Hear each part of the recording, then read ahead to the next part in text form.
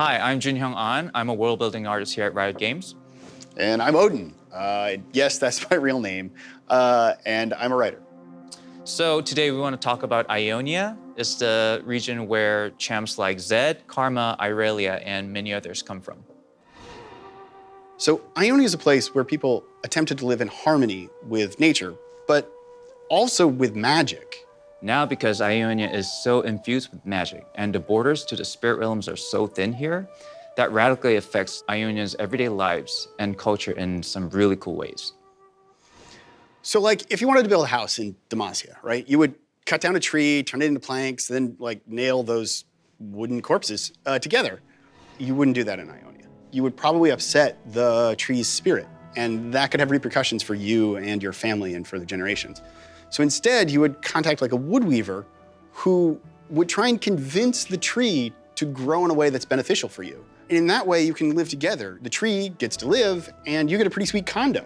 Of course, that means you might wake up one morning and find your house has grown in the night, and suddenly you got some high ceilings. Or a branch has moved in the night, and now you're trapped inside your own bedroom.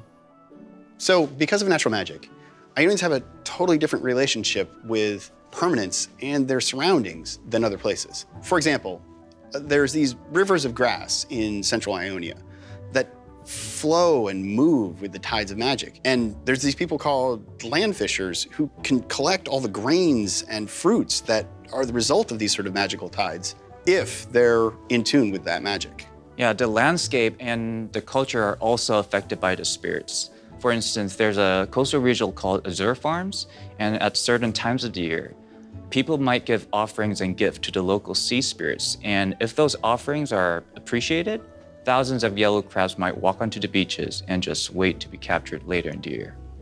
Magic in Ionia can also affect you in smaller ways. So if you were in a city at a market and you bought a sun apple, you discover that that fruit can warm you and can even tan your entire body just as soon as you bite into it. Another thing that makes Ionia different from the rest of Runeterra is spirits and creatures abound in the wilds here. Some of these things are fierce and incredibly dangerous, but many others can be helpful, like the giant Luon Khan seen building a dam here. The region is also home to the largest Vestayan population in Runeterra. That's those half-human, half-animal folks like Ari, Rakan, and Zaya. The Vestaia are here because most of the Vestayan race originated on the borders between Ionia and the spirit realms, and they need magic-rich environment to survive. And what I love about June's painting of a Faun tribesman sort of looking over these magical Quinlan things is it actually captures the feeling that a lot of Vestaia have. They're very unhappy and uncertain with the way that humans are using magic. Of course, the humans have good reasons for this. The world is changing, and the Noksus Empire invaded. Now, Noksus wasn't the first nation to attack Ionia. With its lack of centralized government and standing military, it's been a tempting target for a long, long time. But the people of Ionia have been able to stay disorganized and not meet violence with violence, because the land itself always proved dangerous to invaders, sweeping supplies away in sudden storms or scattered enemy troops in its dense, soul-altering forests. But the Noxians weren't like their other foes. Noxians solve problems brutally.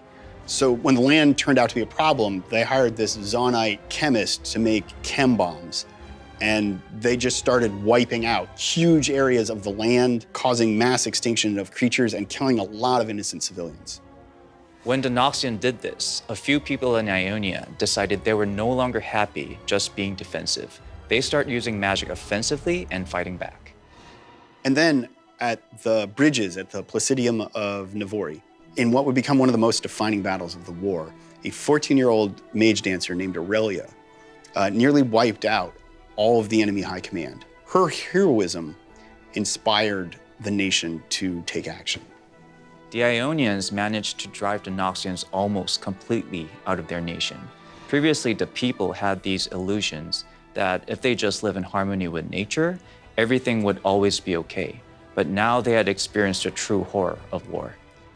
So this means Ionia is at a turning point, and the divisions within that nation are pulling against one another. On the one side, there's traditionalists like Karma and Shen and the Kinku Order. And on the other side, there's radicals like Zed and the Navori Brotherhood. Actually, we're not going to go into that right now. Yeah, we'll have more stuff coming that'll delve deeper into those factions, the Vestaya, and what has been going on in Ionia since the war.